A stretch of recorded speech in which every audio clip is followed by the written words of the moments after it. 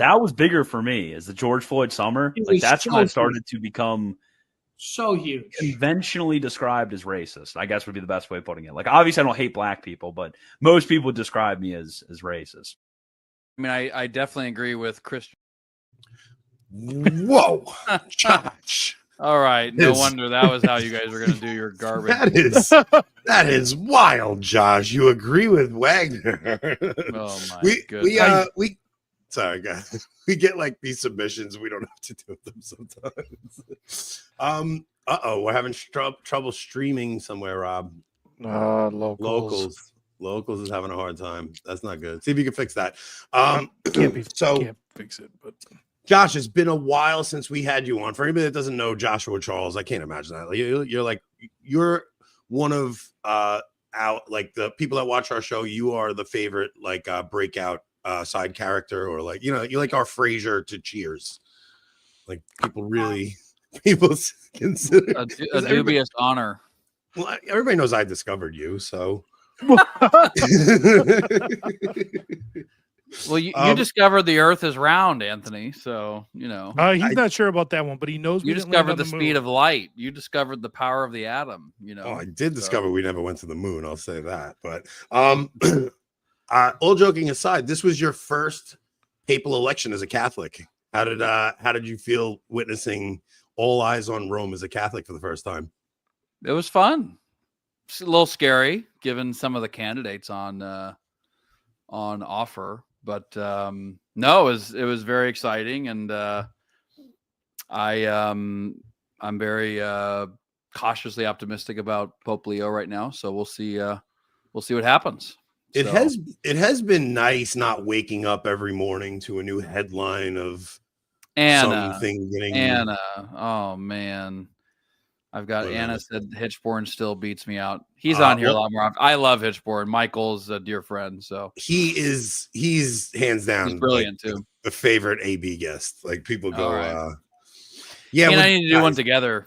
With the stupid NFP talk in the stupid chat. I'm gonna block people. Yeah. I appreciate it, Anna. I appreciate it.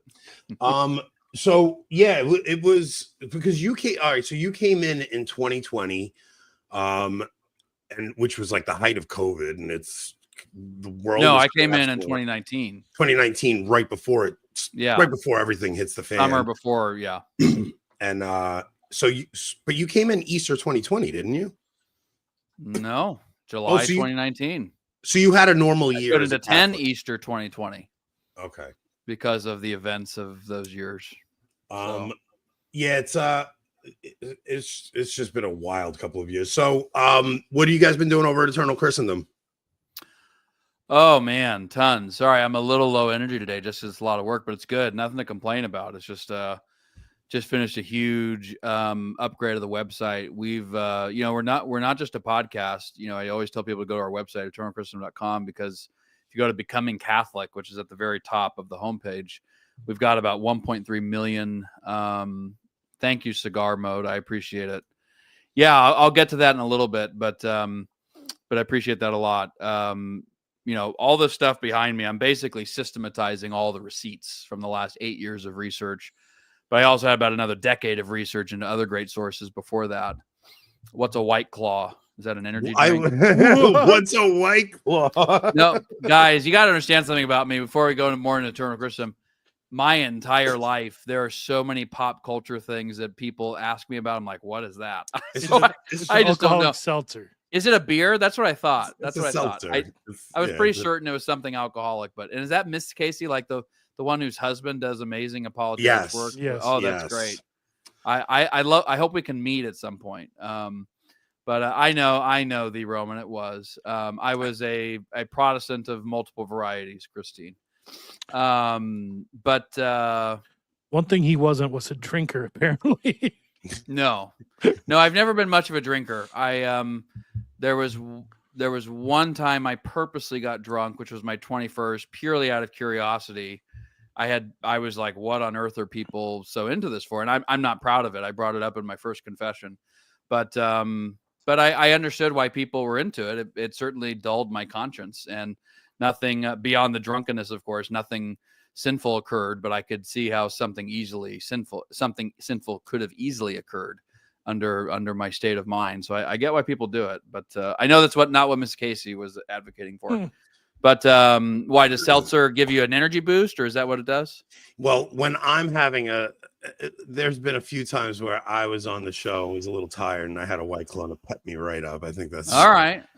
Well, I'll act it out a bit. No, but so if you go to Becoming Catholic, it's about 1.3 million words of written content, free. And I literally have about 300,000 words in draft mode. So there's a lot more coming. And it's basically what I was doing was it won't go into all the boring details, but was systematizing absolutely everything with the new format I've kind of settled on. So now you can go by church father, you can go by saint, by whoever. There's even founding fathers on there. Or you can go by topic. And there's a whole lot more coming. But I've got topic archives on all the sacraments, every sacrament, the papacy, Our Lady. There's even a topic archive. This one's going to be expanded a lot, but on Judas within, enduring evil within the church. Nancy do I have a text from you? Anyway. So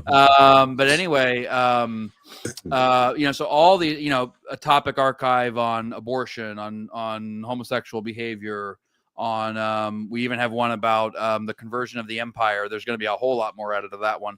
There's one I'm putting together about miracles in the church. So literally every single miracle story I am trying to archive so people can read these incredible stories. I mean, Eucharistic miracles, miracles related to relics, miracles related to, demonic exorcisms and whatnot. So fascinating stuff. So I've got my format set. And now as I literally go, here's one I was working on, St. Cyril of Alexandria. I was going through something on this today. So I'll go through this and I'll literally go to the Cyril of Alexandria author quote archive, put it in there. That's my baseline text. And whatever topic that quote touches on, I'll put it in the topic archive as well. So this is what we're doing. And this is just the first step. We're telling people we have a 3-phase plan. We call it a chapel, church, cathedral. And we are in the chapel phase. And that is with building our 5 masterpieces, as we call it. The first one is the podcast. The second one is audio. Audio is we want all this stuff. I mean, all of it in professional, freely available audio so people can listen to it on their phones all the time. Some of it has been done, but not the best quality, in my opinion. The third masterpiece is classic. So we basically want to take these books. Look at this. You see anything visually interesting there? No. And that's the case with virtually all the classics. And so we basically want to beautify and explain all the apologetic stuff and all in all these great works, not only the fathers, but Plato, Aristotle, the fathers, other saints, show how this is what the Catholic Church brought together thanks to the assumption of human nature by the Logos. The fourth one is the Eternal Christendom Bible, an apologetics Bible that I hope is like the best ever created. And the fifth one is we'll call the Digital Cathedral, which basically would integrate the physical books through QR codes or whatever with a whole digital ecosystem where people could access lectures, art, audio. I'd like to get Hollywood level filmmakers to make trailers about different saints and their lives so that, if you're going to St. Ignatius of Antioch and his letters, you can watch an incredible trailer about his life and, being martyred in the Colosseum, eaten by lions, whatever it may be.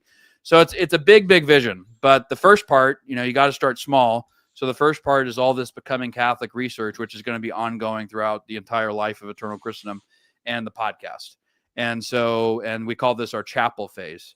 And our chapel phase will be complete when we have basically covered all of our costs through smaller monthly patrons. We know that, times are expensive. And so, but if we have about a little bit less than 2,000 Catholics who are willing to become patrons for $10 a month, it's like a coffee and a bagel, we're covered. We can do that part indefinitely. And then instead of having, larger patrons cover some of those costs, we have larger patrons cover the next big masterpieces. So that's what we are shooting for over the next few months and whatnot. Are there any plans for Eternal Christendom to expand to a network style of other personalities? We need something to replace Catholic Ink. Nothing concrete at the moment, but I've been approached by I won't mention who, but and that's not a subtle pointing at Anthony. But no, I have been approached by numerous people about that possibility at some point. Frankly, this is why we need help finishing our chapel. So if any of you are out there, again, we're asking if you can give more than 10, great. But if you can give $10 a month, if about 2,000 Catholics do that, only 2,000, there's plenty of Catholics out there, we are covered on our costs. It takes a lot to do this. We got me, a full-time team member, my sister Nancy, a full-time team member. We got a part-time podcast producer who does all the graphics. He does a bunch of other stuff. We have a graphic design guy. There's legal stuff with a nonprofit. It's all tax deductible, by the way. There's just a lot of things, but overall we're doing it for, I think roughly $300K a year, all of it. And if we have that covered, we can keep doing this indefinitely. All this stuff, Catholic University of America, they've given us permission to read from all of this on the podcast without limitation. That means instead of you guys having to pay $45, $55, $60, thank you, Rob, appreciate it. That means instead of you guys having to pay $45 to $60 for each of these volumes, if we all can, that's funny. Don't do that. But no, but instead of you guys having to pay between $45 and $60, we're planning to do a whole catechesis with the fathers. I'm still mapping that out a little bit, but where I literally go letter by letter, where that has good stuff, sermon by sermon, work by work, so that we can all dive into this together and help people become, remain, and deepen their lives as Catholics, hidden with Christ and God. That's our goal. So I'm looking forward to lecture series because I went back and I listened to, and this is why I wanted to talk about this tonight. I went back and I watched your episode with Dr. Alan Phimister. Thank you, Igor. Appreciate it. And just to be clear, he's on the advisory board. There's a board of directors, which are those of us like myself. Actually, Dr. Peter Kwasniewski is on there now, and a dear friend of mine and fellow convert, Jason Roberts. He's not a well-known guy, but he's extremely adept at strategic planning, leadership principles, and all that. He does it professionally. So, but Michael Knowles is on the advisory board, which is basically a bunch of great Catholics who are promoting and endorsing what we're doing, and it will give us free advice and criticism, which we try to use and incorporate. So, yeah, the people Josh just named are the people that will be voting him out in a 5 to 4 votes soon. The board of directors is the ones that do the hostile takeovers and get you. Yeah. Oh, trust me, we're trying to be wise in how we do all that. So. We all anticipate the coup and the ouster of Joshua Charles from his own. Don't ever let Anthony on that board. He will. No, I'll be the one to organize it. No, so listen. So I went back and I listened to your episode with Dr. Alan Phimister, and it reminded me of when I was first digging back into my faith, and I would listen to. Oh, by the way, I'm sorry. Can I answer one more thing? I'm so sorry. You got to turn the comments off. One more thing. No, one more thing. We just announced that I can't say who to respect his privacy, but we have an FSSP pastor who we made this decision a number of months ago, but we are under priestly authority, and our board unanimously voted. Hey, Brian, I think that's the Brian I think I know. I won't say where he lives in case it's the one I know, but he can say it if he wants. But anyway, an FSSP pastor who our board unanimously voted to basically abide by his determinations as far as doctrine and morals, as far as our conduct as an apostolate. So this is a priest. Let's just say I would die for this priest. And he is one of the most virtuous, insightful, and also prudent men I've ever known in my life. So we are under priestly authority. So was that inspired by recent events within? No. And now we did it months ago, but recent events made me think it was important to make it public. Yeah. And I'd like to make public that we've looked for a priest to do that for Anthony, but no one was willing to volunteer for free. No one's willing. And the salaries they asked for were way too high. So I'm all he's got. Salary or insurance policy? None of them wanted to be associated with our brand name. All right. Anyway, stop Dr. Allen Phimister, stop cutting me off. This is my show, not yours. You don't. You know what? I'm being Italian like you. I'm taking after you. Oh, he just disappeared randomly. I wonder how that could have happened. Wait, is that you, Rob? Yes, Rob boots me off the show randomly. Yeah. All right. Sorry. All right. So sorry, I went Casey, back and I watched the interview with Dr. Alan Phimister about the iron scepter of the Son of Man. Yeah. And listening to it kind of made me think back to the times when I was listening to the St. Paul Center lectures, when they would have those priest conferences, and you'd have a day where you'd have like Brant Petrie would do a session, then you'd have John Bergsma would do a session, then Scott Hahn would do a session, and I would always like learn things that I had never heard or was taught before about Scripture.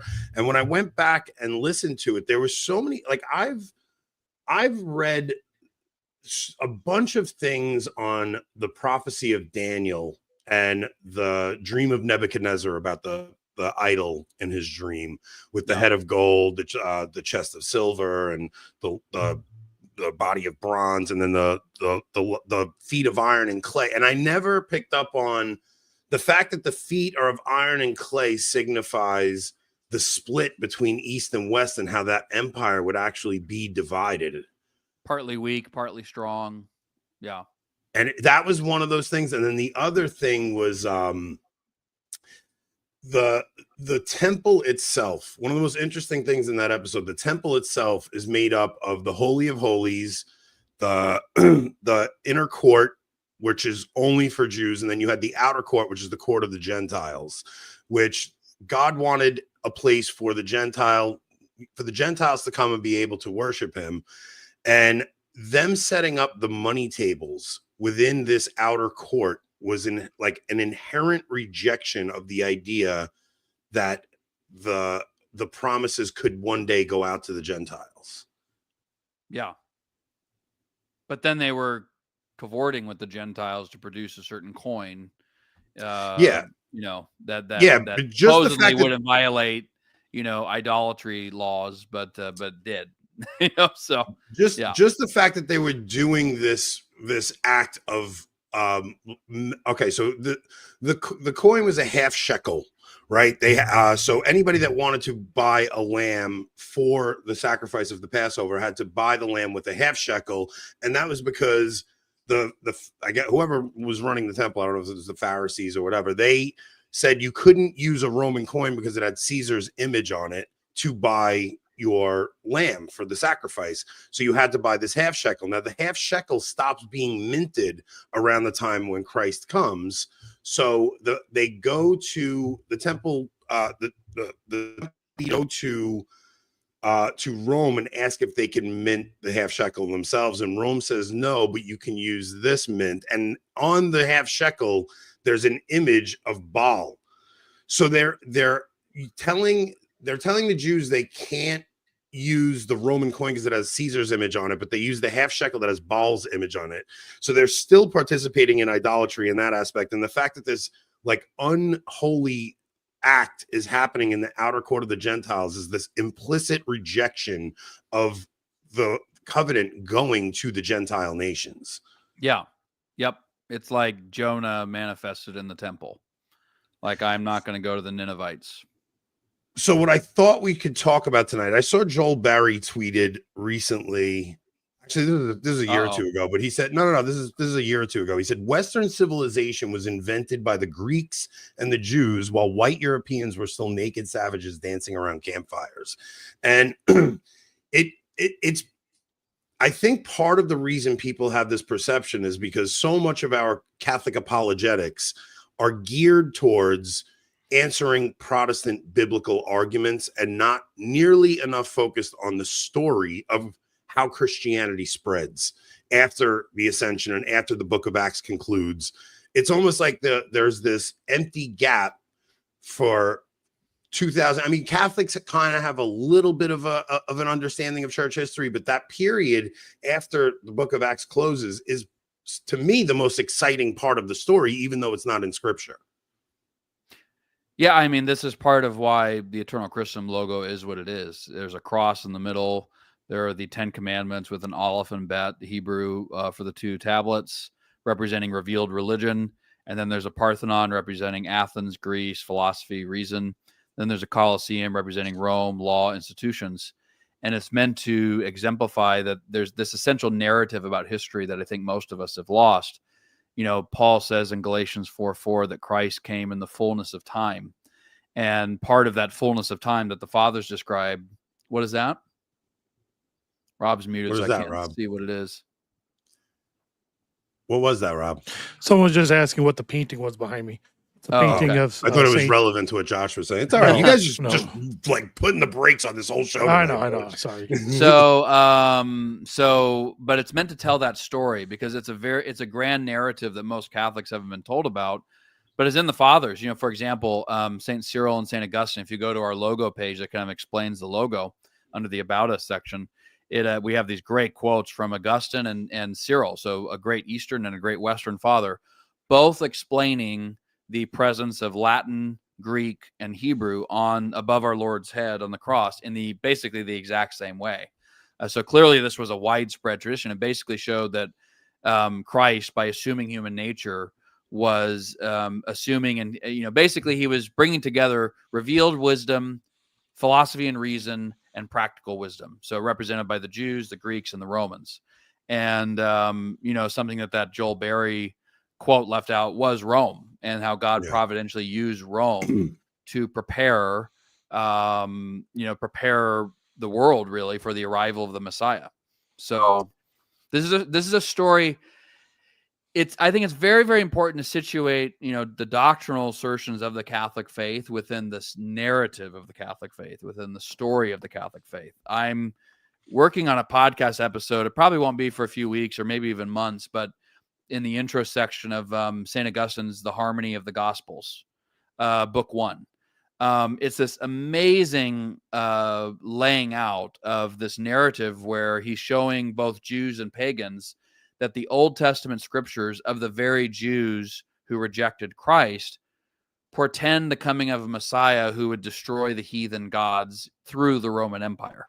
And he's saying, this is happening all around you. Yeah. And so it's just, when I read it, it's thrilling. It's like, wow, this is an amazing story that we are part of.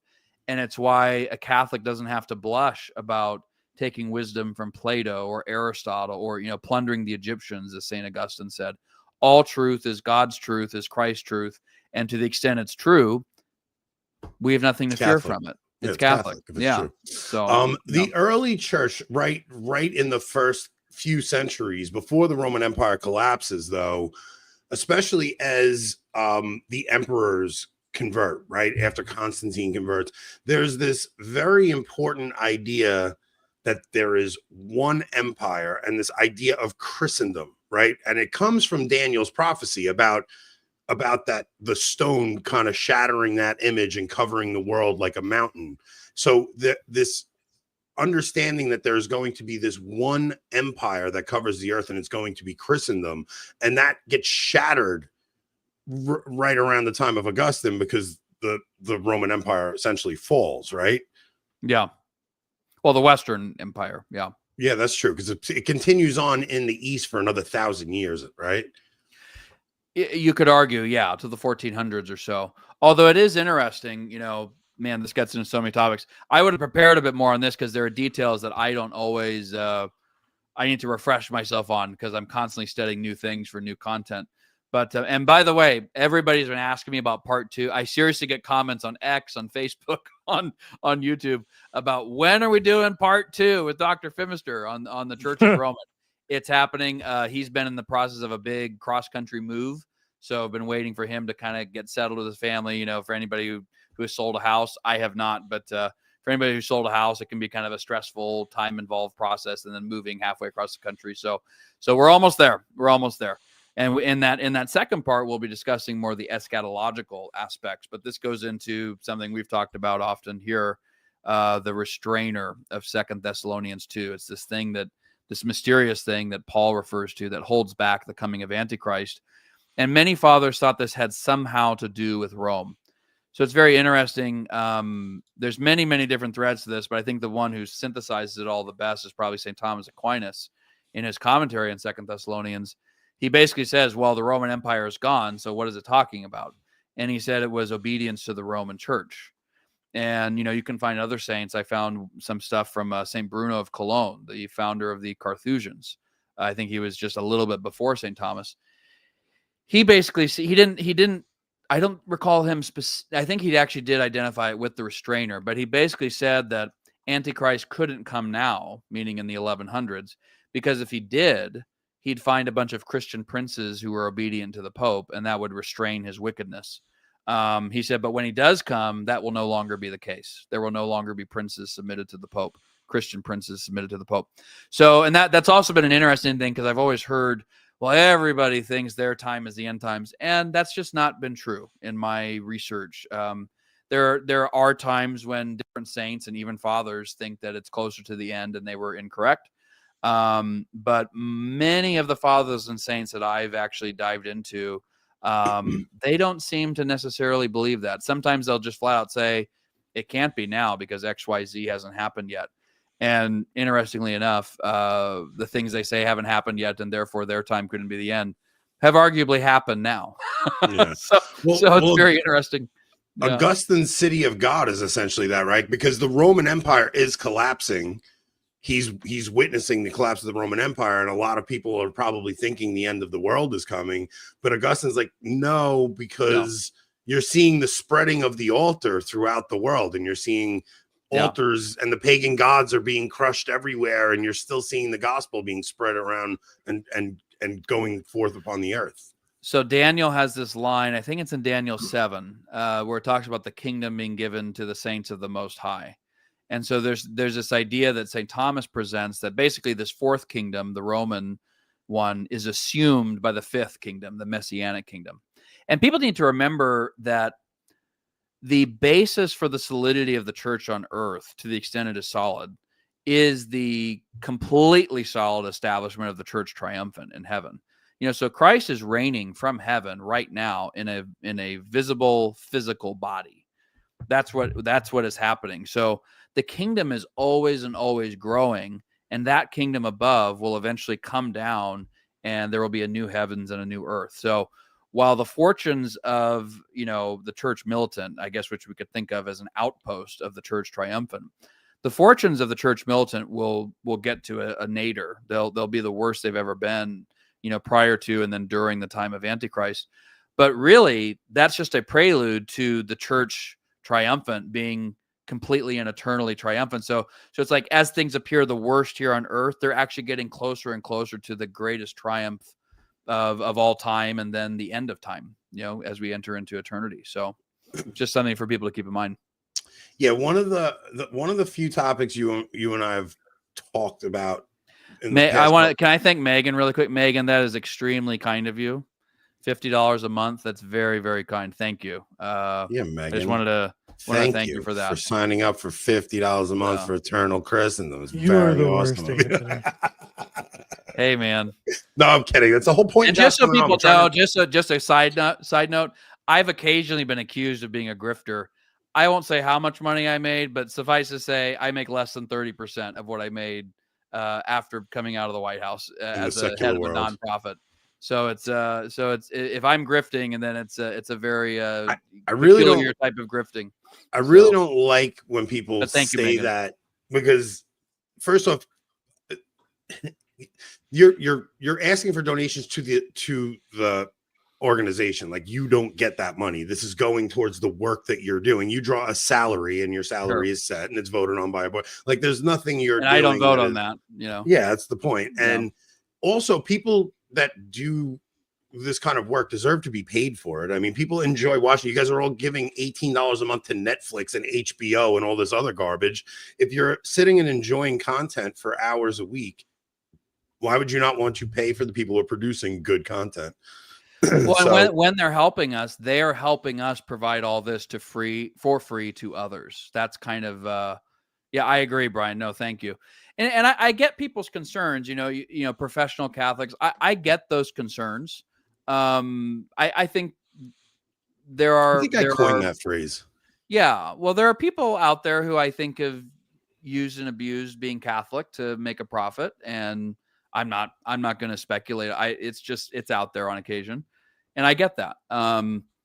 But, we're a nonprofit. My salary is voted on by a board. I'm not involved in that vote because it's a conflict of interest. So I don't even set my salary. I'm in this if God wills, I'm in this for the rest of my life. I promised Our Lady when I was Protestant, but could see the writing on the wall about becoming Catholic. I said, if this is your son's church, I'll spend the rest of my life defending it. So this is my attempt to make good on that promise. And check out episode 16 of our podcast. That's my interview with Nancy. You guys also had a great interview with Nancy, my sister. She's the other full-time team member. She's been extremely helpful on so many things. She literally will keep the trains running, as they say, so I can be as focused on research and writing and bigger projects as possible. So no, we're very, very thankful. But yeah, I'm like 28% or something like that of what I used to make, out of the White House. Yeah. So, but it's fine. I'm not in it for the money. I'm in it to get souls into the church. I think what you're doing is different. When I say professional Catholic, when I bring that term up, I'm talking about people who are dependent upon clicks to provide for their family. So at that point, you start getting more and more sensational just because your income is dependent upon it.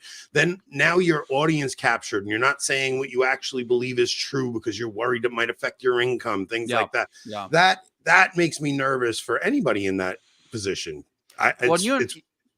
Sorry.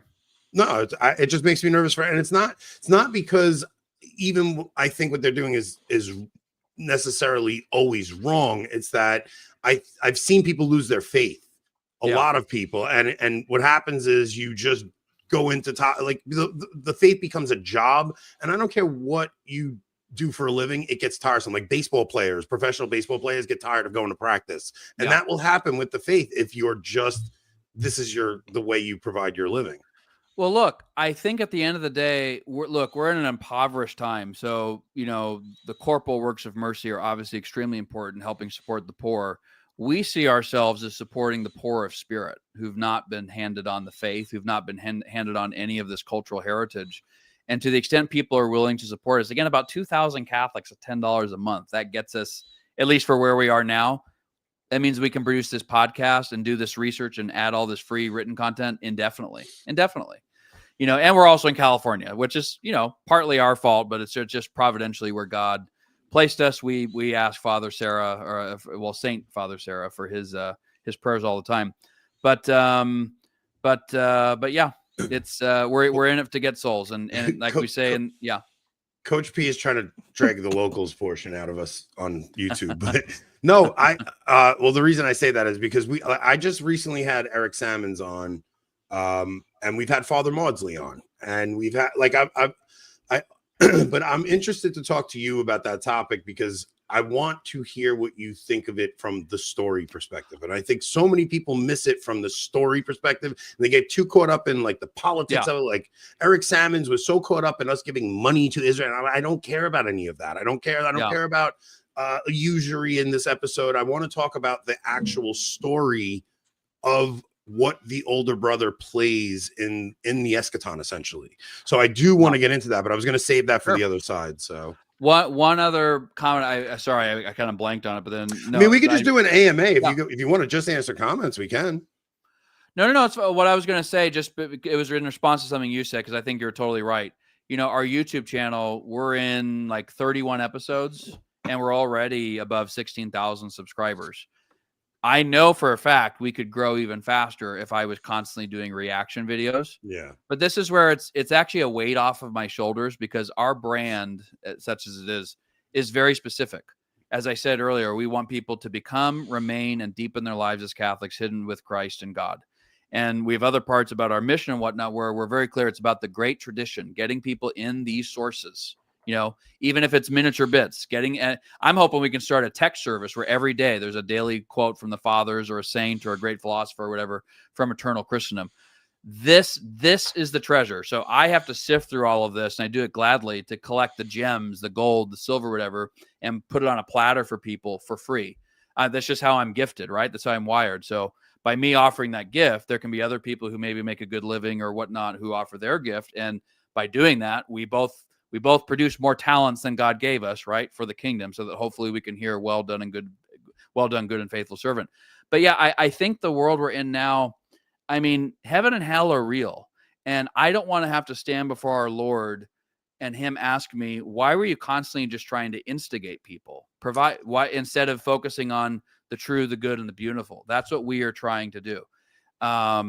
So anyway, Rob, did you do that? No, he's trying to get off the screen. He was feeling convicted by what you were saying. No, I'm not. I'm not accusing anybody. I'm simply saying. I'm simply saying that's how I feel about it. And there's nothing inherently wrong with reaction videos. That's not my point. No, I don't Some of think the reaction videos videos are helpful. But they get sorry. Final sentence. They reaction videos make things about personalities, and that's not what Eternal Christendom is about. Eternal Christendom is about this immense treasure that most of us have no clue about. But if we did, it would help us become, remain, and deepen our lives as Catholics, hidden with Christ and God, which is eternal consequences. So that's what it's about. What I'm kind of happy to see going on in the Catholic world right now is there's a shift away from reaction videos to the hierarchy, which I think is a very good thing. Like I'm happy to see that it's no longer, and if they are reaction videos, they're positive reaction videos. I'm glad it's not the church is collapsing, blah, blah, blah, all that kind of stuff. Rob and I, the reaction videos we're doing now are just if I see something that I think will lead to a good conversation, and it's not even necessarily church related. That's what I'll kind of react to, just because I want to give people like what's happening from a Catholic perspective. Like if we did discuss the Joel Berry situation, I do think there's a place where people will see Joel Berry make a comment like that the Christians in Gaza aren't really Christian because they support Hamas.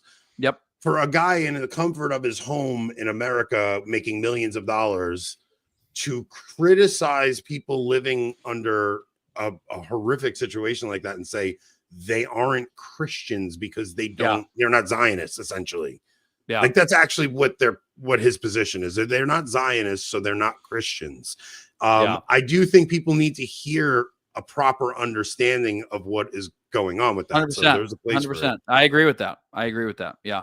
And thank you, Tennessee, too. That's very sweet of you. Thank you very much. A 1 million a month donation, man. Mediocre. I need to get this mediocre historian guy for coffee or something. So no, and honestly, these you guys should cite these. You don't have to cite Eternal Christendom. We give you the footnotes. If you guys are doing a show on abortion or homosexuality, there's things about the rebuilding of the temple. There's stuff about the conversion of the Jews. There's going to be more things related to the Zionist question and whatnot from the fathers and whatnot.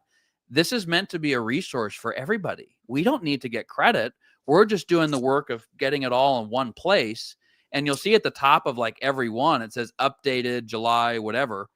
We're updating these all the time, so it's meant to be a resource for other apologists, other evangelists, other priests, bishops, whatever. So there's a couple of conversations you and I have had that have sparked like thoughts in my head, where I remember you were talking about the relics of the saints and how the pagan rulers, when they saw that, they were so appalled by the idea of us having relics of the saints around and the things that they accused us of. And hearing Protestants argue against relics and stuff is what made me start thinking deeper about, okay, what is the idea of a patron saint? And patron saints are actually what they would get rid of the principality that was in that area. So if you had a pagan god that was worshipped in that area, now all of a sudden the new principality becomes that patron saint. So every city would have a patron saint, and the spirit of that saint would then become the spirit that ruled the city. And what you're actually loving in that saint is Christ. So every saint is actually showing a different personality trait or a different something about Christ that you see in that saint. That's why all the saints are different. They do all reflect Christ in some unique way, but not exactly like Christ, because Christ has the fullness of it, but each saint has this. So a city could have the spirit of a saint to it, and they would be these local customs that would develop. And to a modern person looking at that, they think that's alien to them. But it's one of those things that clicked in my head that I never heard explained on Catholic Answers or anything like that. It actually came about through conversations with you. Well, that's what's been so cool about reading the fathers. There's all these incredible stories. So there's one that I plan to do an episode about, where basically it's relayed by several fathers, but particularly St. John Chrysostom, the relics of Saint Babylos. So Saint Babylos was a bishop who was martyred, I believe, in the Diocletian persecution, which was in the late 200s. So before the conversion of Constantine, but not too long before. And so then Julian the Apostate, who was raised Catholic, or, you know, he may have been Arian, but or quasi-Arian, but anyway, he was raised Christian. And then he becomes emperor in 360 or 361. He apostatizes, and he not only apostatizes, he tries to revive paganism. So he opens up the pagan temples, brings the pagan priests back, whatever. So he goes to an oracle of Apollo, i.e. a demon, you know, a medium for a demon. It's not the one in Delphi in Greece. It's I think it's in modern Syria or Turkey, like right on the border there. I'm forgetting exactly where it was, but somewhere there. So he goes to consult this oracle, but the oracle, you know, it's a demon, tells him, oh, well, there's these bodies nearby that you got to get out of the way. Because, you know, like, I can't talk, I can't reveal anything to you if they're there. And so they try to move the bodies, but then lightning strikes the oracle's temple and it's destroyed. And that was the end of that. Well, what was he removing? The relic Oracle of Daphne. Saint Babylos, you know, the relics of Saint Babylos. The demon couldn't do anything because the relics were there. And there's so many of these stories. And I, as a Protestant, thought, and yeah, Julian the Apostate he called Christians Galileans. He specifically attacked this veneration for relics. And so it's like, why do the pagan, there are other pagans who did the same thing. Why do the pagans attack something that I was always told as a Protestant was consummately pagan?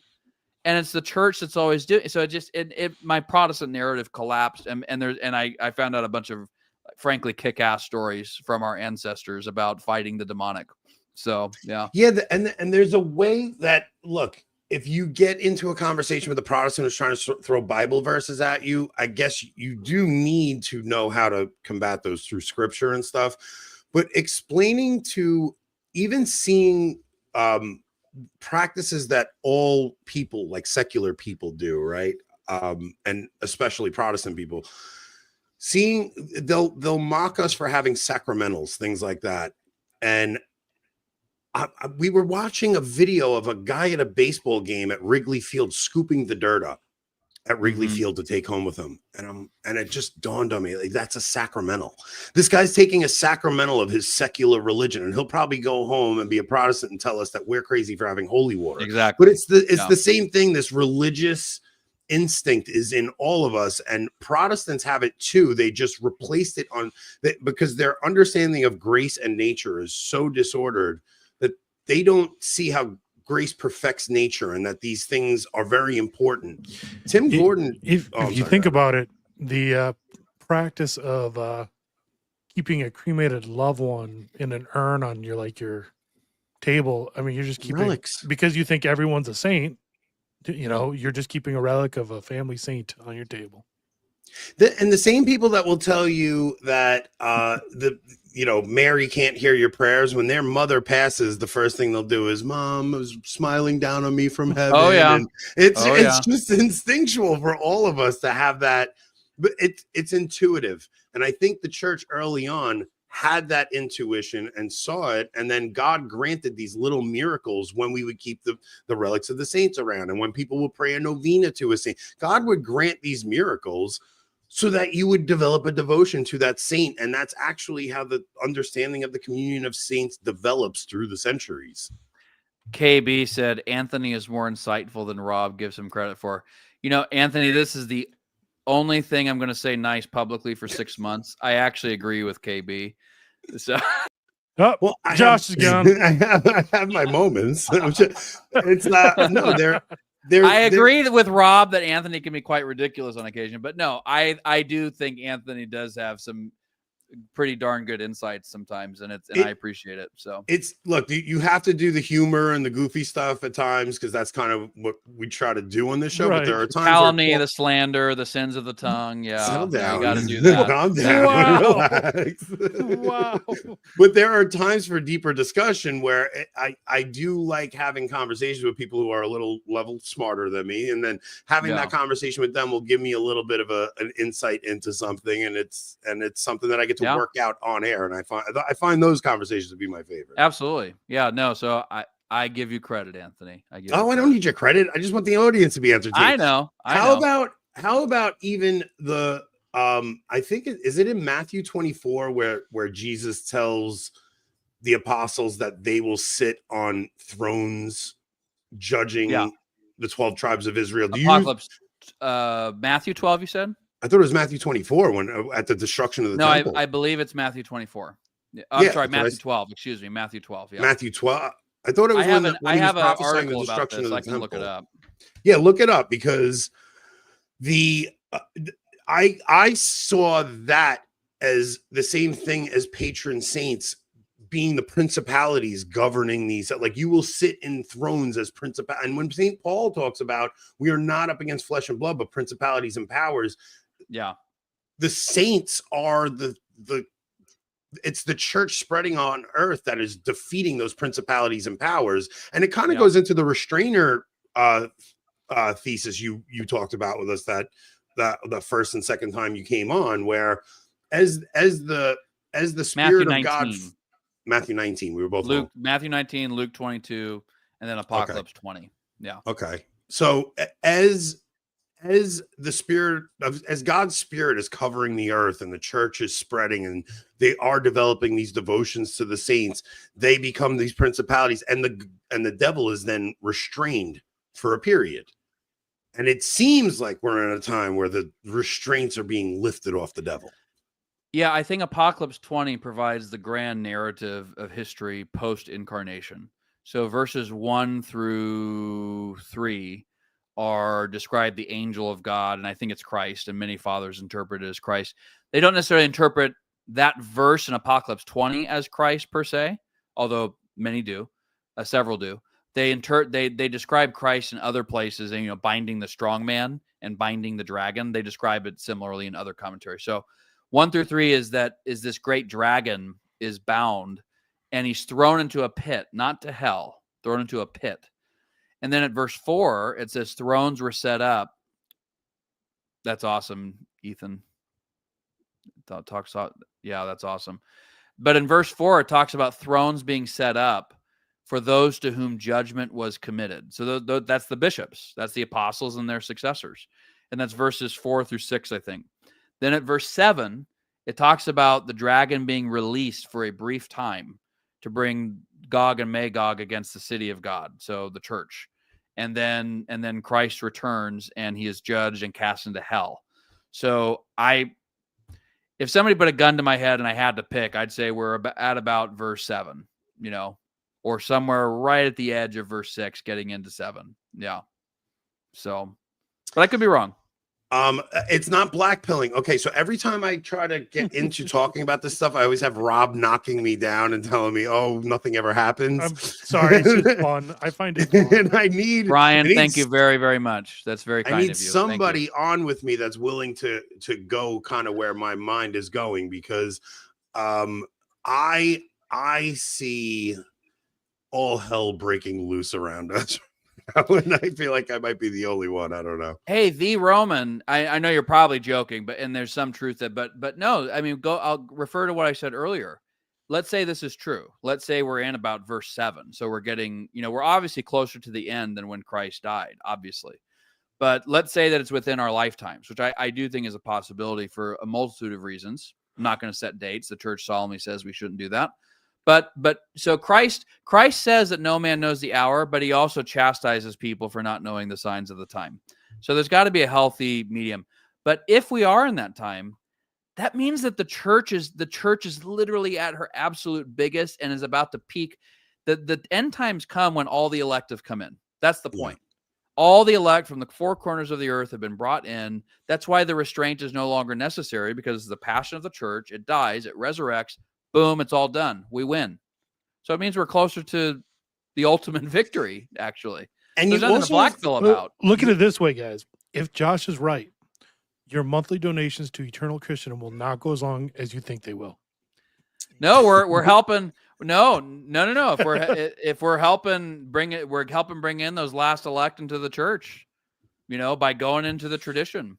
So yeah, have you guys read the end of the? I don't mean to ruin the story on you guys, but we kind of win in the end. Let me give the devil his due. Not calling him the devil, but he's being sarcastic, by the way. Like when he's, I know he is, but this point, it's not him specifically, but this point, because I think I know what he means, and this those who make similar points, I think I know what they mean because I've gone through it myself. I'm a mid-level millennial. Yeah, that's a good point. Who I forget, King Deplorables. I think it's a decent point too. But I still think, yeah. Anyway, we'll go into that later. But you got ADD, man. I love it. No, I'm trying to follow. He'll say something and then he reads the chat. He gets so silent. He's the only one that reads the chat. I'm normally very focused. Phone is off. Nancy will tell you. Like, I'll tell her I'm really really focused on something. So when it's like I'm like, oh. It's better than Sam. When Sam reads our chat, he starts calling people like talks about their mothers. Yeah, I won't. Sam Shamoon. Sam Shamoon. Yeah. Sam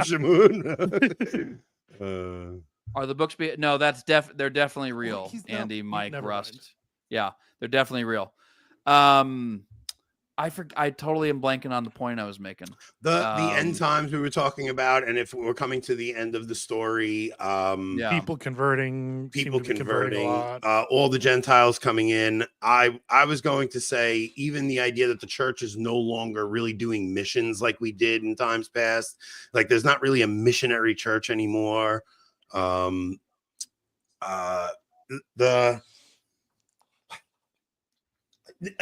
To me, seeing all of the things around us that we are, even with the rise of this weird, like the return of these weird sex cults and things like that. Oh, I know what I was going to say. Yeah, okay, yeah, I know what I was trying to spring your mind to.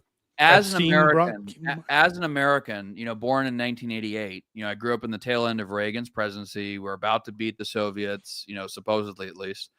We enter the unipolar moment where, kind of like right after World War II, we are like the big dog, bar none. Well, that's ending. And so I think the spirit behind the people who talk about blackpilling and whatnot is that there are so many assumptions about our country and the direction of the world that I had kind of growing up.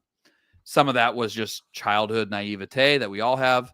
But I think a lot of it was just genuine. Like we've talked about this before, like stuff in the 90s, like shows and movies, they were just a lot more optimistic, right? Things are a lot darker now, just in general. So there's a part the of whole like dark and gritty, way of making movies, like happened in the 2000s, right? Yeah. Well, and I don't think I think 9/11, 9/11 was a game changer in this regard. Yeah. And so, I think we are having to crucify our vision of what we thought we could take for granted. I think that's drastically changed for most people. I know it's drastically changed for me. I don't take the stock market for granted. I don't take our currency for granted. We inflated it by over 6 trillion in April 2020 under Biden. Oh, I'm sorry, not Biden, somebody else. That's for, so there's just a lot of things I don't take for granted, but I'm so glad in the midst of that I've become Catholic because our faith teaches. I had this wonderful quote I read from St. Pope Gregory the Great. If I can read it to you guys, I posted it on X earlier today because it's related to this, and he talks about this a lot. Here it is. Dearly beloved, let us follow the strict, rough way of our Redeemer. Let us disregard all present things. Whatever can pass away is worth nothing, and it is shameful to love what is certain to perish quickly. Let us not be overcome by love of earthly things, nor inflated by pride, nor torn apart by anger, nor defiled by dissipation, nor devoured by envy. Our Redeemer, dearly beloved, died out of love for us. Let us learn to conquer ourselves out of love for him. If we do it perfectly, we not only escape impending punishments, but are rewarded with glory in common with the martyrs. This is not a time of persecution, yet our peace also has its martyrdom. Even if we do not submit our necks to the metal sword, still we are putting to death the carnal desires in our hearts with a spiritual sword. That's homily 1 on Matthew 12, 46-50. So that's what our faith teaches. And so I'm having to learn it all the time. I've been talking in all these interviews, like there's new layers God is revealing to me all the time where I need to be more detached, and have my mind more focused on eternal things. So, well, for me, I got caught up in the hopium of this election early on when I saw the assassination attempt. I was like, and Trump was talking about ending the war in Ukraine on day one, and I got caught up a little bit in the hopium, and then I just had this stark reality hit me, and I said, this country is spending money on the most insane things. There's absolutely no attempt to correct course whatsoever. Yep. The war in Rob, Ukraine is escalating. Can you put up Michael J.C. Doe or do his comment? I would say that we need. I think that's exactly right. Yeah, absolutely. That's 100% correct. And honestly, this is honestly what Nancy has helped me do, because as much as possible, because I don't like to be talking all the time. I can talk a lot because I'm frankly in this stuff all the time. So when I'm in an interview, like most of my days are very quiet. But when I'm on these interviews, like a torrent of whatever. So, but I completely agree. And that's why St. John, Anthony, you and I have talked about St. John a lot, like St. John and Our Lady, and how St. John is St. John is mysteriously quiet when he knows what's about to happen to our Lord, and he doesn't stop it. Very, very, and I'm still contemplating that, as our Lord, Peter wants to be all active and chop off ears and all this stuff, and our Lord rebukes him. Whereas John, who is told who the betrayer is, John, our Lord tells him apparently privately from the Passion narrative in John, but he doesn't say who it is. He doesn't try to stop it. He doesn't do some campaign against it. So yeah, I think that sweet spot of wisdom is for us to. Somebody said, I think Cigar Mode, that ultimately it's our own end times. I completely agree with that. I would still say being aware of the signs of the times. I would say it's brought me a great deal of peace, actually. I've never lived life more day to day than since COVID, which I consider apocalyptic. And I've actually found it easier to detach from earthly things. Not perfect, but easier to do so with this sort of more eschatological framework in mind, looking at the signs of the times in light of what the fathers have taught. So for what it's worth. Yeah, I just see the trajectory we're on with the way they're spending money, with the way that the wars are escalating, with the tensions between Russia and Ukraine, with the tensions with China, with everything's just escalating, with all this crap going on over in the Middle East. There's no attempt to actually correct course. So I'm just watching things amp up and amp up. Plus, I have this whole idea of what happened under Trump's first term with COVID, and I'm kind of just waiting for the next thing that they're going to drop on us and tell us it's an emergency, and it's going to be another thing that you have to do if you want to be able to participate in society. And it just felt like all of that stuff that happened in 2020 was just a foreshadow of something big that's on the horizon. And I don't see any attempt to stop any of it. There's no attempt to repent at all. It's the same thing that I said with the priest summit, with the sex summit in Rome under Francis, when he called all the bishops after the McCarrick scandals. If those men had gone to Rome and all donned sackcloth and ash and begged God's forgiveness for the sins they committed, the whole world would have changed. But that's not happening anywhere. It's not happening in the church. It's not happening outside of the church. So there's no way any of this gets fixed without that happening, unless God chastises us and does a correction. That has to come. Well, look, I've mentioned it often, but for maybe some of the audience who don't know, the fathers are unanimous about a number of things, but one particular thing related to Antichrist.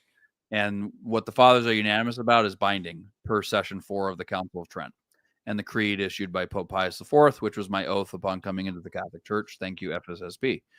The fathers are unanimous that Antichrist will bring the public sacrifice of the Mass to an end for 3.5 years, basically worldwide. That happened, not for 3.5 years, but that happened in 2020. It is the single closest we have ever been in the history of the world to what Antichrist himself will do, bar none. So people can interpret that however they want. I interpret it as apocalyptic. I don't think it's anything less than apocalyptic.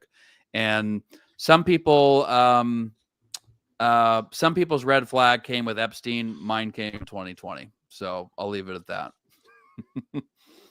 Epstein is just, I don't know. I think that is just another, I don't know. Now they're trying to move on to Obama. It's all it's all just a show. Like it's the whole, it's as soon as that thing happens, and they just want to keep us divided. So what they do is now they're bringing up the stuff from the 2016 election, the Russia hoax again, on giving us all stuff we knew already and acting like it's new. And Tulsi Gabbard's coming out and telling us, and she's acting like this is riveting information. It's like we knew all of this already. There's nothing new. Nobody's going to get arrested. It's a way to keep up the dialectic of left versus right, Republican versus Democrat. Everything is a show. It's all nonsense. Which is very occultic. Rob, if you're able, are you able to pull up The War of the Antichrist with the Church and Christian Civilization from Tan, the book I edited? Like the actual contents of the book? The cover of it, like the Amazon picture or something like that. People need to read this. I think it's chapter like 17 or something. I could be wrong. It's the late teens, I think, but it's or something like that. It's called The Intellectual and the War Party in Masonry. And it basically says that part of the standard operating, this was written in 1885, by the way, and this book was endorsed by Pope Leo the 13th. I read it during the lockdowns in 2020. Yeah. I found it and I was reading it and I was like, oh my gosh, this is stunningly prophetic. 1885. I found an old Catholic magazine article from 1885 or 6 that said the pontiff endorsed the work and paid for its translation, several thousand copies into Italian. It was written by Monsignor George Dillon. But he basically said it was standard operating procedure for occult societies to try to gain control of both sides and play them against each other. Yeah. So if people have not gotten this book, check it out. Honestly, the royalties are minuscule. And so it's just oddly comforting to see that this has been foreseen for so long, whether it's the end of times or just an end of our time, as my friend Scott Hahn says. Well, the thing is, the reason I think it's so important to talk about the story of how Christianity spreads after the ascension and how it's because you see that God is the one who has his hand on history the entire time. And no matter what you think is happening now, all things will work for the good for those who love God. And he's going to use all of these horrific things that are happening right now. All will glorify him in the end. So it looks like the church is impotent at the moment and the church is not doing anything at the moment, but that impotence will then be used to glorify God in the end. But it's why I kind of stopped getting riled up about the papacy and all that stuff. It's just everything we're seeing is part of the story, and you just have to wait until it plays out and you'll understand it in hindsight. It's there. Yeah. I understand that what my life looked like when I left the sacraments. So I had a period where I left the sacraments and how things kind of devolved in my life, because once you fall into mortal sin, the chasm between you and God just gets greater and greater. And coming back to the sacraments, how much that restored just sanity within my whole family life, sanity in every aspect of my life, my relationship with God, my relationship with my wife, my children, everything. So I don't really care about what Leo's doing anymore. I'm just like, this is going to play out and God will understand it in hindsight. It's how all prophecy works. It's how all things, you never see God's hand in the moment. You just understand he had his hand in it in hindsight. So I don't get myself worked up about the stuff in Rome anymore. I kind of just accept that God will do something with it. Yeah, I don't care, quote unquote, in the sense that I don't care unless the Pope has something to bind me to as a Catholic, formally. And that's the outlook of most Catholics throughout most of history. I mean, even many church fathers who spoke very strongly about the papacy, most of the time they're just teaching their flocks that, there's not really going to have much going on with, remind Anthony of what he just said in 3 months. Okay. Yeah, because I'll change my tune, because I go back and forth on this stuff. I'm not. It's someone earlier in the stream said I know. It's been about 3 months since he black pilled last, so he's right on schedule. Well, but I think the internet has brought many wonderful things. I mean, we're able to do this live stream. That's great. One of the horrific things it has brought, I'm talking about this more and more on different podcast interviews I do, is By virtualizing everything, it's detached us from our concrete duties. So it makes people have this false sense of urgency that they have like some that really we should only have for the things we have control over, right? I don't have control over what's happening in Rome. I don't have control over what's happening in DC. I don't have control over anything in that. That's not part of my fickle and inconsistent. He's Italian. Come on. But I don't have control over these things. Jesus Christ will not ask me, what did you do on these things in anything but the most cursory way? I highly, highly doubt it, at least. And so, but in the meantime, I have people right in front of me. I have family members right in front of me. I have friends right in front of me. I have poor people right in front of me, homeless people right in front of me, people struggling with family breakdown, drugs, medical issues, whatever. Those are all right in front of me. And so many times, so many of us are draining our energy, our time, our resources away from that stuff. But that's the stuff that Jesus Christ will ask us an answer for. So we need to be very careful about that. Yeah, this is a very real situation. Worrying about scandal for the masses from prelate and messes from the prelates, etc., is the confusion it sows for those of us trying to bring those close to us into the church and keeping those. That's what Eternal Christendom's trying to do. That's when we fill out this quote archive, look up the Judas Within quote archive. It's very minuscule right now. There's going to be a lot more in there soon. I've just standardized all this stuff. But that's what it's meant to do. Because guess what? When you can read a bunch of saints and church fathers talking about how bad it's been in their time, that's part of why I'm Catholic. There's like a certain threshold of knowledge, which once you pass it, is like, okay, I get it. The family is dysfunctional. The family has all sorts of problems, but it's the only one that God has promised to protect forever and to keep. Yeah. And through infallibility, God is. This is the way I'm phrasing it more, just in kind of a more layman's way. Infallibility is God's promise. Ooh, that's awesome. Infallibility is God's promise that to be in his family, we will never be required to believe a lie. That's what infallibility, that's, I think, another way and a good way of expressing what infallibility is. We as Catholics will never be required to believe a lie, to be Catholics in good standing. And so that's a beautiful thing. And in Daniel, he says, once the kingdom comes, its sovereignty will not be given to another people. Correct. Which means Daniel 2. As messy as things get, the kingdom will not pass to another people. It will just and the gates of hell will not prevail, but it's going to sure look like it. And that's the whole point of the promise, so that your faith like when Jesus was killed. Yeah, so your faith isn't shaken. For those of you who trust God, it's going to get messy, and Jesus warned us it will get messy. It's going to be like the apostles during the Passion, and they all run because they think he can't possibly be the Messiah. You'll think it can't possibly be the church. Look at all the crap going on. But God will use it for good in the end. Now, all right, we're at an hour and 7. Michael asked the question: have you seen common tholiness? I think he means thoroughness and themes covered in most instances of apocalyptic visions, be they from Scripture, from private revelation. I'm not 100% certain what he means, but common through lines and themes covered in through most lines. instances. I didn't see the R; it was really small on my screen. Okay, through lines. Have you seen common through lines and themes covered in the most instances of apocalyptic visions, be they from do Scripture? Penance. Yeah, be more radical in your obedience to Christ. Every time Our Lady appears, she tells us penance, penance, penance. So, I do want. All right, so we had Eric Salmons on questions though. Oh, you got a few. All right, we'll do the questions first, and then we're going to go to the other side. Pathological lifter. Oh, sorry. We should go to pathological lifter's question next, not addressing the fact. My friend is Protestant. What is the absolute first thing I should give him to read from the church fathers? The letters of St. Ignatius of Antioch, my patron saint, particularly the letter to the Smyrnans or Smyrnians, however you pronounce it. Jimmy Aiken's Fathers Know Best is a good one too. But honestly, the quote archives on eternalchristendom.com are now way beyond what Jimmy has in his book, and it's all for free. Yeah, I'm saying it's and you don't have to worry about aliens.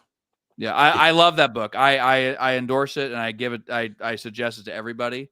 But if you don't want to spend $30, go to the Eternal Christendom website. And we do have a theory on a few things about you, of why you haven't been on certain shows. What's me? We'll talk about on the other side. Yes, you. Yep. Oh, okay. We have a theory that I thought it was one there's thing. There's no other side tonight, Ant.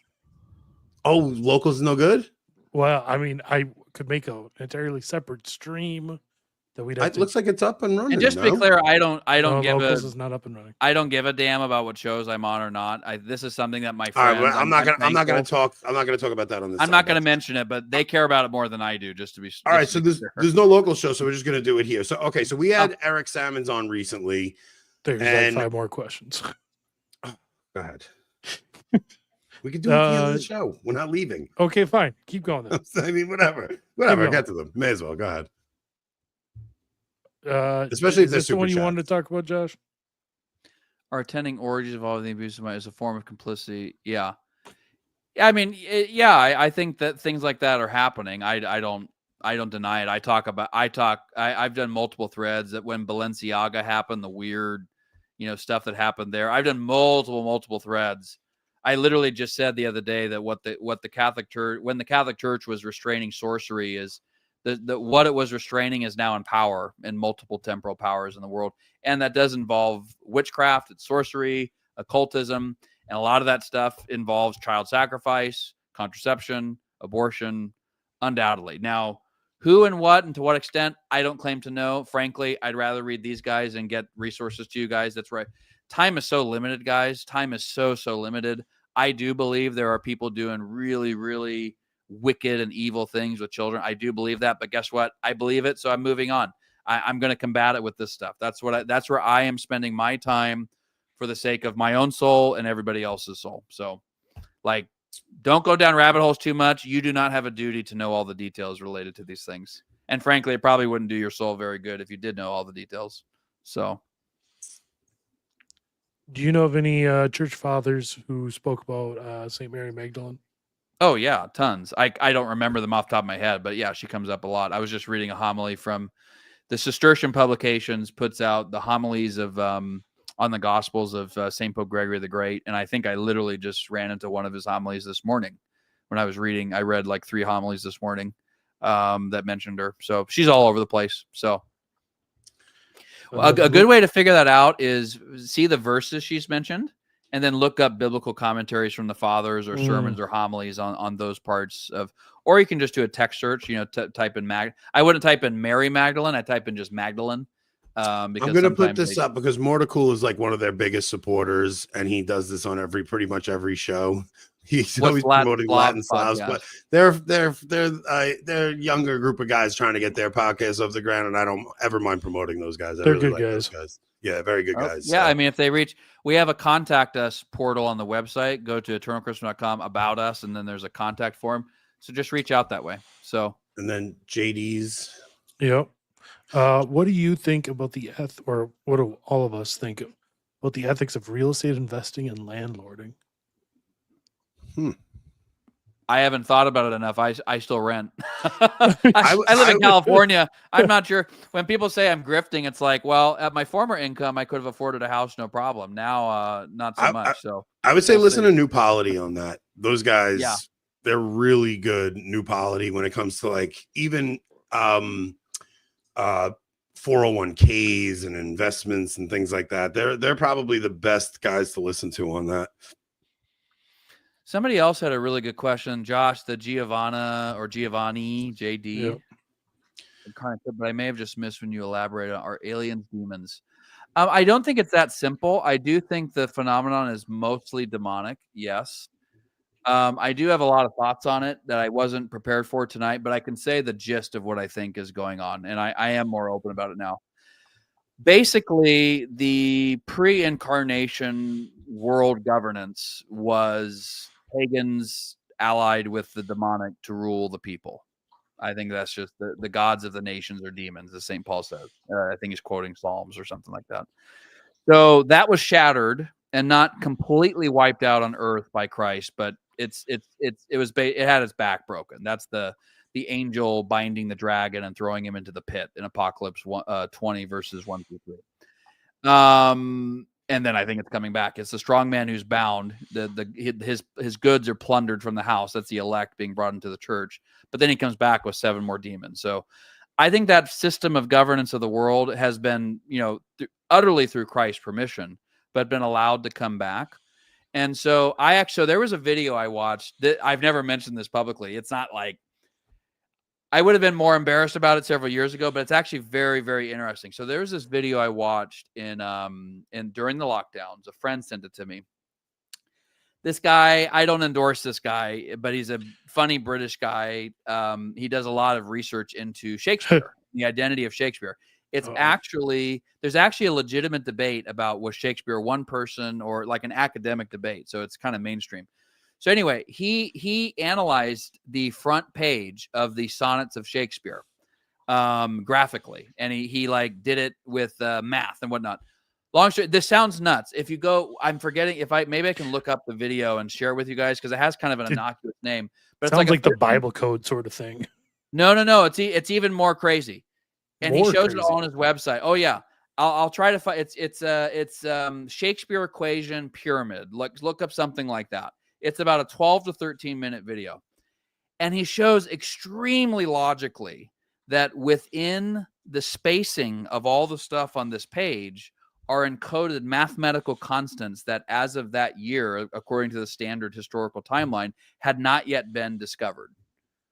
Things that wouldn't come for a century to sometimes even into the 20th century, mathematical constants that had not been discovered. You listening, Italian? Yep.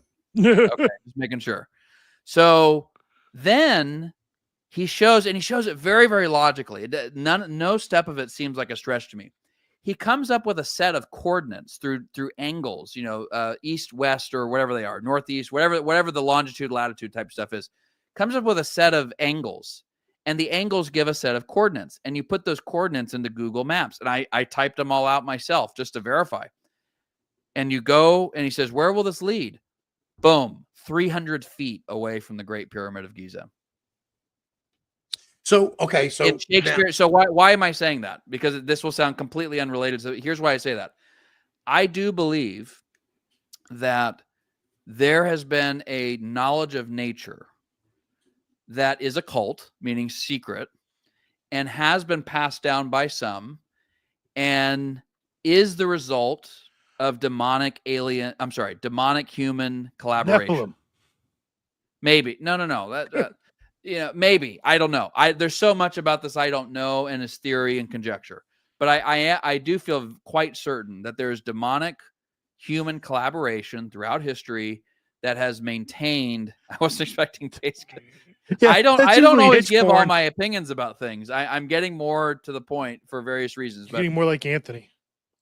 Well, I'm waiting for him to finish because I'm going to roll up with this topic. Sure. I got so I do believe that some of this collaboration and advanced scientific knowledge is real, and it can lead to advanced technology that can then be used by this collaboration to bring about false signs and wonders. So are aliens demons? I don't know.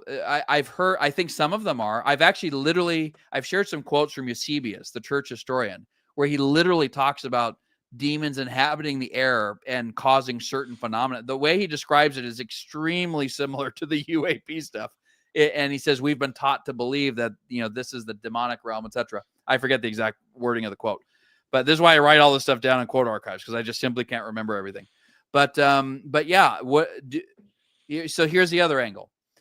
Exorcists will talk about demons possessing people, but they don't possess their soul. They possess their body. So they essentially when you're perfectly possessed, the motor functions of your body are taken over by this spirit, this fallen spirit. Do I know this is happening? No. One of my theories is that this advanced scientific knowledge could perhaps be creating a sort of physical substrate, because we cannot create souls. Human beings cannot create souls of animals, of whatever. Only God creates souls. So if they wanted to create, can't really create physical objects themselves. Correct. As far as I'm aware. Yeah, as far as I'm aware. So if this demonic human collaboration could create a biological entity, and then that biological entity is perfectly possessed by a fallen spirit that can animate it and make it appear as if it's another creature, I think that's possibly what's going on. We've done this, blessed Carl. Look up blue-collar eschatology. I wouldn't be surprised if some of these craft are absolutely real, but are the result of human demonic collaboration that has led to technological wonders that appear magical to us. Yeah. Okay, so there's if you go to the ancient world and you see all of the ancient structures, they're all built with to coordinate with the constellations and stars in heaven. Yeah. This kind of, as the kingdom spreads upon the earth, this pagan worship, which really has to do with all of these structures and things like that, that all of this worship of the principalities in the heavens goes away. As the Christian altars are going away and we're turning our churches into dance halls and wedding venues and selling them off to let them be mosques and things like that, these entities are returning. They're calling them non-human intelligences. For every period in human history, there has been a category for non-human intelligences. Like the ancient world all had a place for this, and they were the principalities and powers. It's that these were the demonic entities that they dealt with and that they understood in the ancient world. You get into modern times, and because we have such a materialistic worldview after the Enlightenment, and we're even the Protestant idea that there's only one God, not understanding that there are false gods out there, and that, because I remember even my idea of Christianity growing up was that stuff was nonsense, that there are no maybe there is a devil, but there's not spirits prowling about the earth seeking the ruin of souls, things like that. Now that the Christian altars are going away, now that we no longer have processions with incense, these spirits are coming back. And you see people want to worship something, so it's just replacing and God and Christianity. It's just a replacement religion going in. I think there's no I don't think it's coincidence that you have like the whole spiritualist and theosophy movement begin right before the second industrial revolution. Yeah. Then you have the whole hippie movement begin right at the beginning of the third industrial revolution. So I do think you can really tie occult movements directly to like increases in technology. Yeah, and I do believe there are genuine technological advancements, but by the way, Rob, I sent you the link to that video, the YouTube video. I found it. It's about 13 minutes if people want to watch it. Utterly fascinating. Utterly fascinating. Again, do I dive into this stuff too much? No, because I think some of it's dangerous. But once I know certain things, I know certain things. And this guy proved, to my satisfaction at least, that in Shakespeare's sonnets on the original title page, it was encoding mathematical constants that, according to the standard historical timeline, were centuries away from being discovered. But somebody knew it. Somebody knew it. So here is the line from Eusebius. This is from Proof of the Gospel, Book 3, Chapter 3. I posted this a while ago. It said, he, referring to Christ, he taught us to believe that there are enemies of our race flying in the air that surrounds the earth, and that there dwell with the wicked powers of demons, evil spirits, and their rulers, whom we are taught to flee from with all our strength, even if they usurp for themselves without limit God's name and prerogatives, and that they are to be shunned even more because of their warfare and enmity against God. Just found that to be very, very interesting in light of stuff. There are some things I do know about I can't talk about. What I will say is that there is big money, powerful money involved in some of these efforts. It's not a joke. I don't know where it's going to end. It doesn't seem benign. It just doesn't seem benign to me. And there are things that are going on again since COVID. It's just so interesting. There are things that have been going. To me, it's not what these people are saying I believe, per se, about the aliens or the UAP or the UFOs. That's not the point. The point is that there is now a bipartisan consensus that at least wants me to believe certain things about this stuff. Okay? So anytime both sides are telling me this is what's going on, I'm like, what is this for? Yeah. What is this for? We think our theory is that your position on aliens is actually what is preventing you from going on certain places. Really? Aliens, creationism, things like that, yeah. I don't really talk about creationism. Don't tell me you believe in evolution. I'm sorry? Do you believe in evolution? No, not really, okay, but Yeah. I'm making sure. But okay, I haven't dived into it very much. Yeah, it's not worth it. The church dogmatically expects me to believe that Adam and Eve were one person each, and they existed, and that's what I believe. So beyond that, it's utterly fascinating, and I'm open to whatever. So okay, all right. So let's change topics here. I want to get into this with you because we had you on last time. We kind of got caught up in the weeds with how do we handle the Jew? I don't care about like getting into specifics like that. What I want to talk about is the enmity between the older brother and the younger brother in Scripture in the Old Testament, how that plays out, and then how that enmity exists after the ascension, after the destruction of the temple. There's that enmity between the older brother and younger brother for 2,000 years building up. There's always been that, and it seems like the church after the events of World War II has changed. McDermott, can I say one? McDermott, sorry, I am looking at the chats. Big money coming from where, Charles? Venture capitalists. Sorry, venture capitalists. I can't have you on. I can't let you on a live show. You have to do a prerequisite. This is insane. Everything. You're not listening to anything I'm saying. You're reading the stupid chat. I am. I'm trying to. You gotta stop. Pay attention to the host. He's trying to get a good discussion going. All right. This has been my favorite episode in a long time. This is my least favorite conversation with Josh because he's not listening to any. I'm trying to get a conversation going. He keeps reading the stupid chat. We're doing pre-records with you from now on. No more. Here, I'll just put them on the screen for everyone to see. See, look, now they're right there for everyone to see. I thought earlier you said we could just answer the questions in the chat. We could, but I'm trying to. All right, fine. Okay, all right. Just play with the chat. All right. I will close the chats and I will focus entirely. Listen to what I'm asking you because I can't see the comments now. I promise. Last time we did this, we got caught up in the weeds and we didn't really get to the substance of the story because I want to talk about. Throughout the Old Testament, you have the story of Cain and Abel. You have the story of Jacob and Esau, however you pronounce it. You have Christ when he's even giving his parables and he tells the story of the prodigal son. These are all stories that have to do with the older brother is supposed to receive the inheritance and it ends up going to the younger brother. It happens over and over throughout Scripture. Yeah. And it happens when the new covenant passes on to the Gentiles and the Jews reject that covenant. Now, that enmity exists and builds up over the past 2,000 years. And then it seems after the Second World War, the church has taken a different position on it through various documents from in the council, things like that. And we may have taken a different stance on that relationship, but I don't think they have. What is the relationship between the older brother and younger brother? How does that wind up playing out in the eschaton?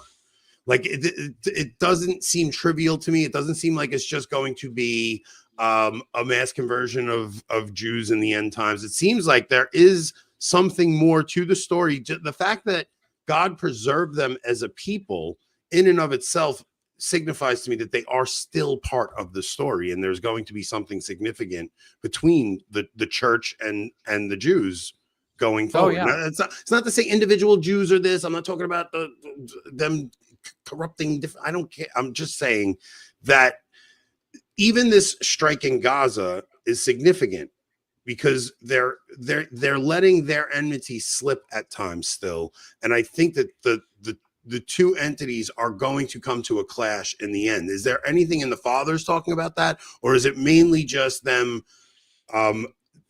talking about how the Antichrist will probably come from the line of Daniel, things like that?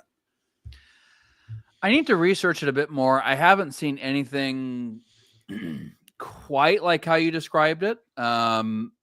Here's where I've seen broad, if not unanimous consensus in the fathers that the Jews will accept Antichrist as Messiah. And so if Antichrist will attain the summit of temporal power, and he'll be received as the Jewish Messiah, then, implicitly that would seem to necessitate some sort of climactic clash between the two. And especially if most of it is revolved around the idea that the third temple might be built and they will try to and the Antichrist will place himself in the temple of God and make himself God. There has to be, that's why because when I spoke with Eric about it, Eric was just giving me the libertarian line. And he's like, well, we just shouldn't be supporting the state of Israel. And I'm like, I don't care about that. Like, I care about the story. I want to know how this concludes between the older brother and younger brother, because if God does preserve them and they do talk about that the Antichrist will be the Jewish Messiah, it seems like that clash that comes upon the church may come from them. Is that crazy to think that? I mean, no, I don't think so. No. Right? No. The persecution that the church is going to face in the end could come from that relationship between the two. I don't think that's nuts. No. How exactly that will manifest, I don't know. Right. Yeah. And so to me, when I'm seeing this, especially this weird obsession with Zionism amongst Christians, it won't just be the Jews that accept this Messiah. It will be heretics, and it will be like they're all going to be like.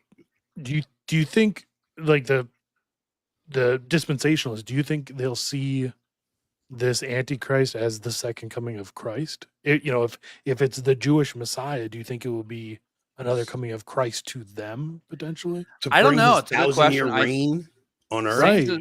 Saint Cesarius of Arles, who's a father who needs to be remembered because he was an incredible preacher and teacher of Scripture. Saint Cesarius of Arles, Arles. He had this line about when Antichrist comes, I'm paraphrasing, there will be a crowd of heretics waiting for him. Mm. So, how would I phrase it? It's very interesting because when you talk with Orthodox Jews, they will say things like, well, if you're a Christian, that's great. That's how you reach God. And if you're a Buddhist, that's great. So within even modern Orthodox, which is to say rabbinic Judaism, there is this sort of ecumeniacalism built in, which many Protestants have already accepted, hook, line, and sinker. Many Catholics, the church has not, although many in the hierarchy, I think, have been unclear at the very least about that. I'll just put it that way. But most Protestants have accepted it. Many Catholics de facto have accepted it. And historically, a lot of Muslims did too. There's historically a very close relationship between Muslims and Jews. It's only been since. Well, that's another aspect. Absolutely. So look, you have the Jews actually will say that Muslims worship one God and they're monotheists, and they consider us like pantheists or whatever, because we call God a Trinity, right? So when I hear the church talking about how, even that Abrahamic Faith Center was so bizarre to me, because if you go to Jesus when he's talking in the Gospel of John, he's telling the Pharisees angrily too, if you were sons of Abraham, you would love me like Abraham did. Meaning Abraham knew me and he loved me. And if you were sons of Abraham, you would love me. But you don't. You worship your father, the devil. So it's not. I'm trying to avoid getting too bombastic in what I'm saying. But when even this whole conversation that's been going on, do Christians and Muslims worship the same God? I mean, I guess I understand what they mean by on a natural level, Muslims worship one God and there only is one God.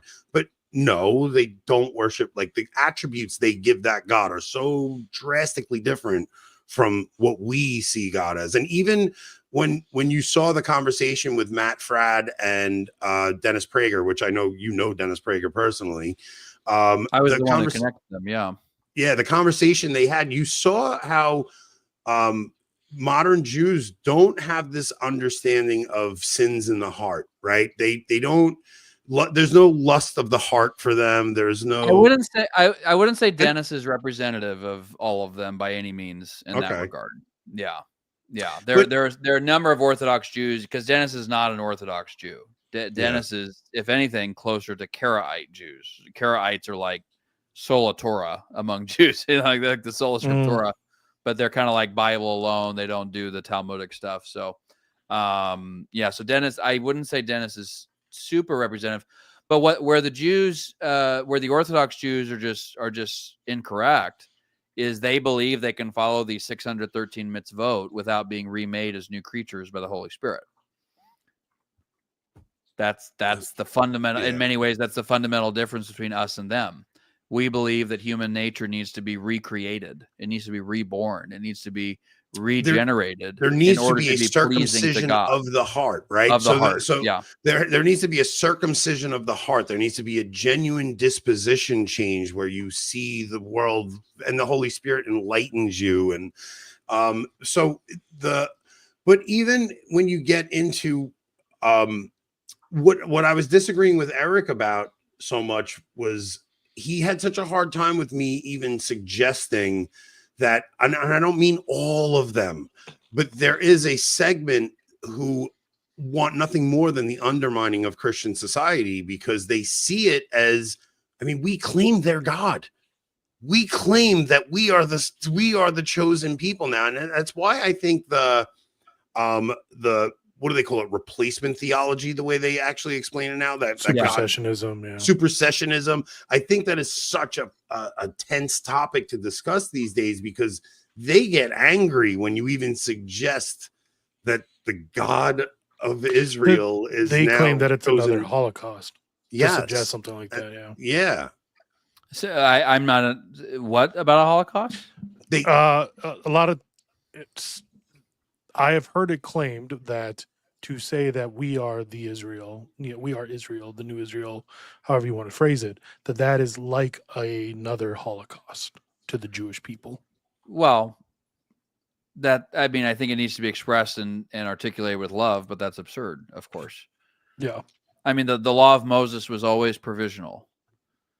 And the people who got this first and most fervently were a bunch of Jews who founded the Catholic Church. So yeah, the way I see the early church starting is it's a schism within Judaism. It's such a significant portion of Jews that are the early Christians. At Pentecost, Peter is preaching to the Jews and thousands are converting, right? So it's a schism that happens within Judaism in the early church. And that is how the covenant passes on to, and there's no, like the temple signifies the outer court and the inner court. That wall of separation is broken down. If you're reading Paul in Ephesians, Paul talks about that. The dividing wall of hostility is broken down. There's neither Jew nor Greek, or they're all one in the body of Christ. They are the new Israel. But when you're talking about this, it's not even a new Israel. It's just Israel fulfilled. Israel, yeah. It's just Israel fulfilled. Yeah, the new Israel would actually be heaven, right? It would be the new heaven and the new earth, I guess.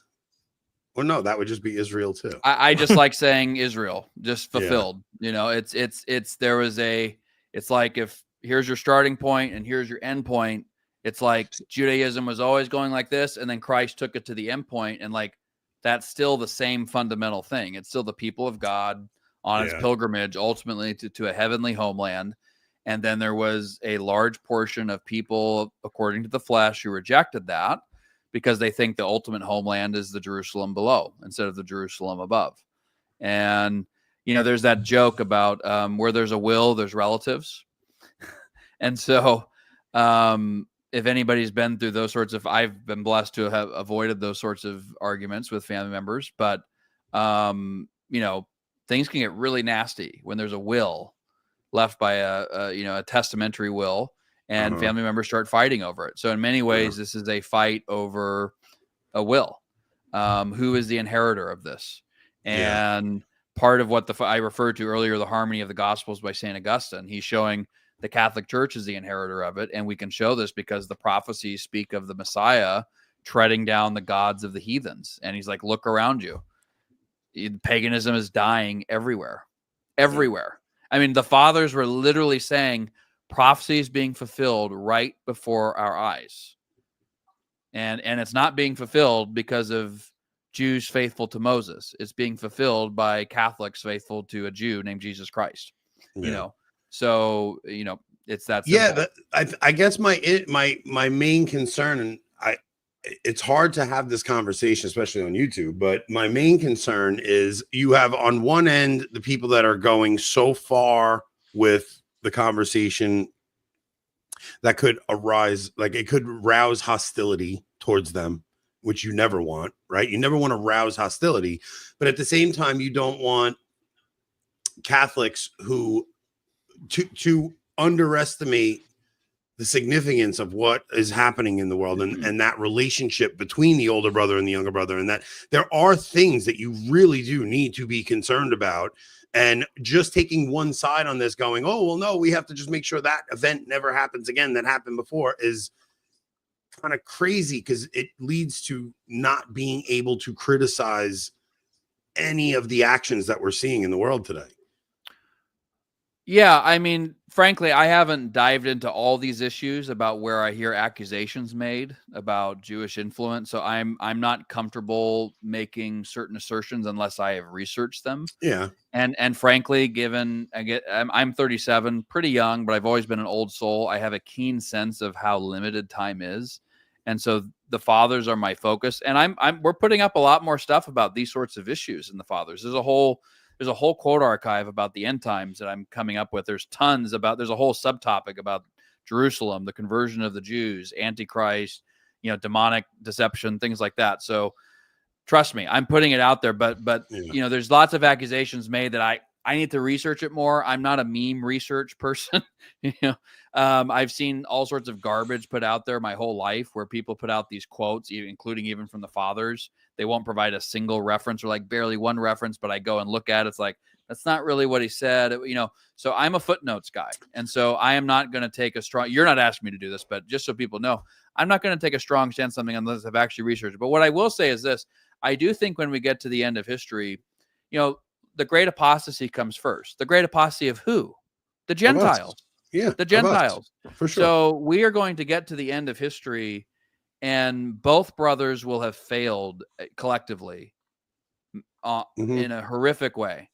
And that's not to get the older brother off the hook by any means. Not at all. I mean, look, in many ways, people need to realize, this is very important. People need to realize that this question was actually settled in a practical sense centuries ago.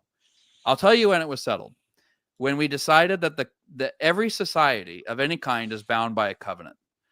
The question was, are Christians going to be bound in a covenantal society called Christendom, or in a temporal society called a constitutional republic, where it's a merely temporal pact that holds us all together, allegiance to the Constitution or whatever it is, or it's a spiritual pact, meaning the allegiance through baptism, our baptismal vows, because that society is gone.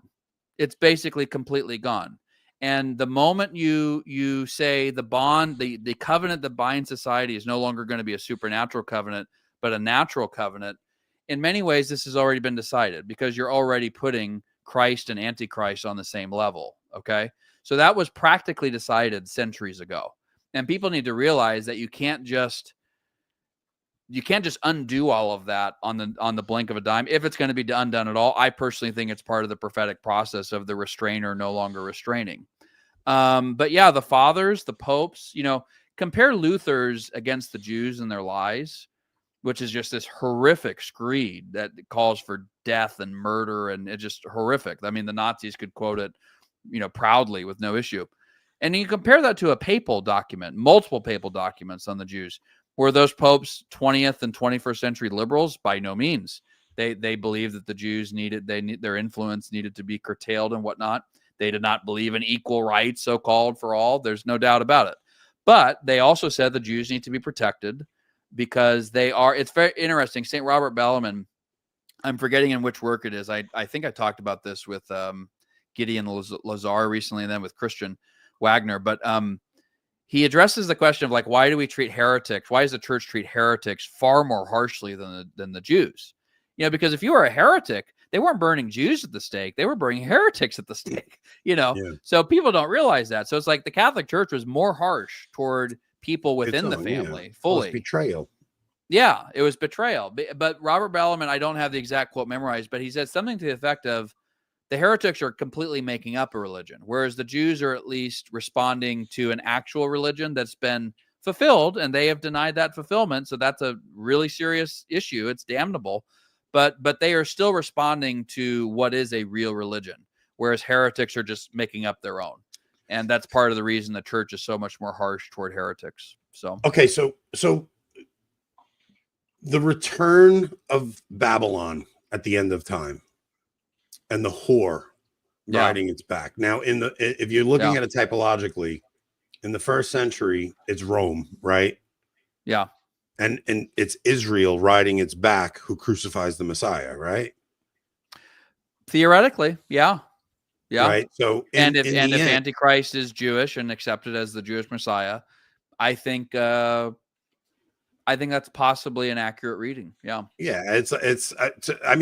Obviously none of this is dogma or doctrine. I'm just looking at the story. I'm not pointing fingers at anything. I'm just saying that it seems like the persecution will come from the new Rome, and with almost like with the older brother being the whore riding the back of it. I don't see how to read it any other way. I think that's very I've been thinking that myself, honestly. Yeah, and that's not to condemn every individual. It's just I think it's part of the story, and I think that will also glorify God in the end. And it's just one of those things that it's going to glorify God in the end. So I was talking about this with Gideon Lazar. So it's extremely interesting. Most people are not aware of this. In the rabbinic tradition, there are two Messiahs, Messiah ben Yosef and Messiah ben David.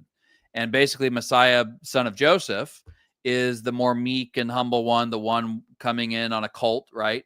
A donkey, not a CULT, a COLT.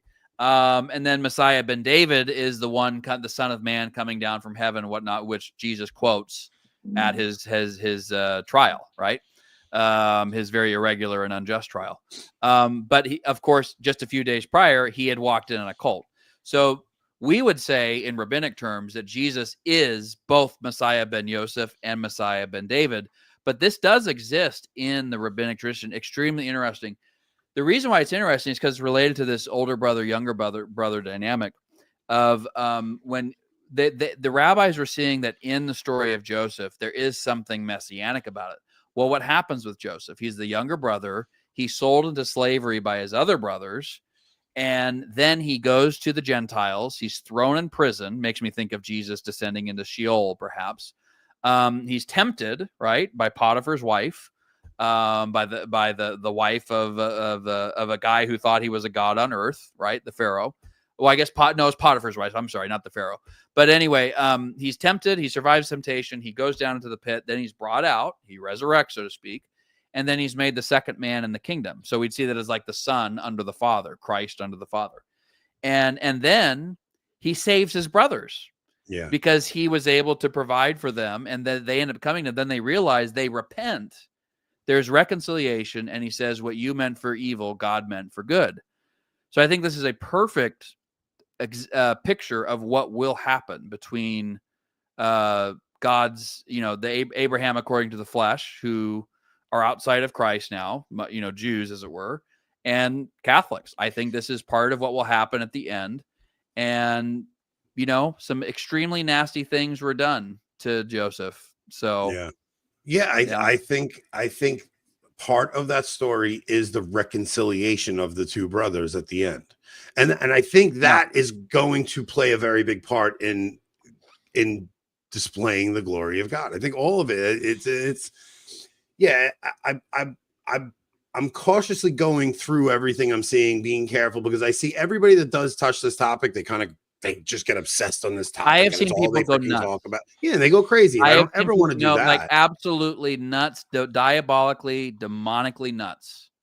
And where they see they're in control of everything, and it's and I don't ever want to get like that, because I think that can actually disturb your peace of soul a lot. I've seen 100%. The same thing you're talking about, but at the same time, I love seeing the grand thing playing out, and I also want to be aware of what could happen and how it could play out, and I don't want to be naive to it either. So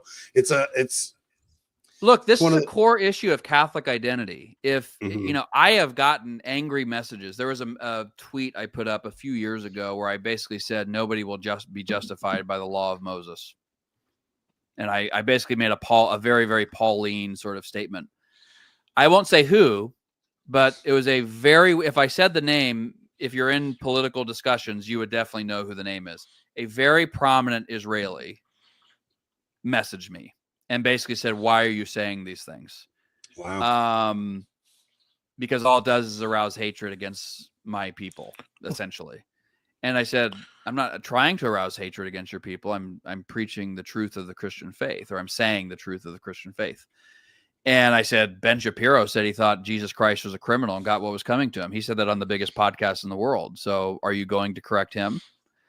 And this person, and I think he's a decent man in many ways, but on the natural level, but he made a very interesting comment. He said, if I gave my true opinions about your religion in public, all it would do is arouse hatred. And I thought that was very interesting. And I said, I'm not going to stop you. Go ahead. Let's talk about it. And my offer was not reciprocated, but yeah. So, and I've had other Jewish friends from Israel who I love dearly. I have Palestinian friends as well who I love dearly. You know, they're Habibi. I'll say, Habibi, how are you doing? That's an Arab term for brother, essentially beloved. And it's a term of great affection. Yeah. Again, a lot of these things are, if I haven't sufficiently researched certain things, I'm just not going to make strong statements on it. I know that that's very popular in our sort of reactionary culture, where it's like, there's this sort of diabolical mimesis, Girardian, Rene Girard talking about this, that people want you to like join up in sacrificing their sacrificial victim. But I would say is I think there are ways to speak extremely clearly and directly and uncompromisedly about these things, while also realizing, look, the devil has an interest in destroying the Jewish people. One, because if they die without knowing Christ, they're going to go to hell, all things being equal. And two, because he knows there will be a conversion. It's actually very interesting. The fathers talk about, they sometimes almost talk like about Jesus like he was like a 007 agent, almost like the marriage with Mary and Joseph was almost secret, like because people needed to know that she maybe think that she wasn't a virgin, because then they wouldn't think there was a messianic implication to Christ's birth or something like that. And they talk about Christ being like this hook that was meant to catch the fish of death, and then on the cross he catches death and he kills it. It's like this fascinating and enthralling description of Christ and his mission. And so I say that because Satan has an interest. He knows that there will be a mass conversion of the Jews, and he does want to prevent that as much as he possibly can. So I am trying to thread this line, not by denying malign Jewish influence, it is real, not by denying the enmity, it is real, not by denying that the church is Israel fulfilled, and that if you're outside of it, there's no salvation. Absolutely. But there's also been, if you I've been to the Middle East quite a few times, more than most people, Arab countries, Israel, whatever. You get to know people. There's genuine trauma. There's hurt people. There's people whose entire family was wiped out in the Holocaust or elsewhere, and in the Holy Land as well, Palestinian and Israeli. And I'm sorry, the internet just doesn't foster a thoughtful, truly charitable approach to these things. It just doesn't. And I'm not claiming I'm always doing it right, but I am trying to do it very thoughtfully and in a way that I hope is absolutely loyal to what our faith requires, but is also alive to the human realities of this situation, which are extremely real. And, my next book will be with Catholic Answers, called The Third and Final Temple, How the Catholic Church Fulfills the Old Testament. It's going to be dedicated to Dennis Prager, and with the hope that he converts. And he knows that. He knows that. So I don't have a problem speaking clearly about these things. But if I haven't researched a topic about financial influence or this or that or the other, like, there are some people who say, Josh, say who did 9/11. And they're expecting me to say it was the Jews or Israel. Maybe they did. Is it possible? I'll say Absolutely. Absolutely. Absolutely, it's possible. But it's not an issue that I have deeply researched. It's not. I understand that. And let if me you don't, make one last point. Guess what?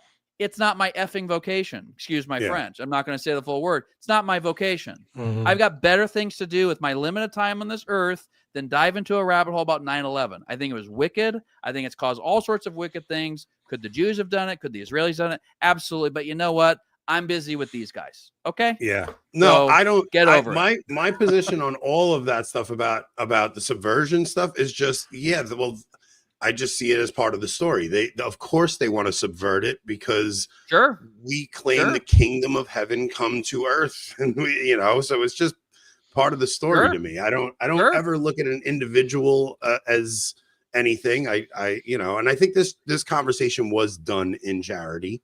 I think, and we need to push back against the definition of anti-Semitism. I do that a lot too. I joked recently. I was like, breaking: Isaiah, Jeremiah, Ezekiel declared anti-Semitic for their views on Israel. Just to show how ridiculous this is.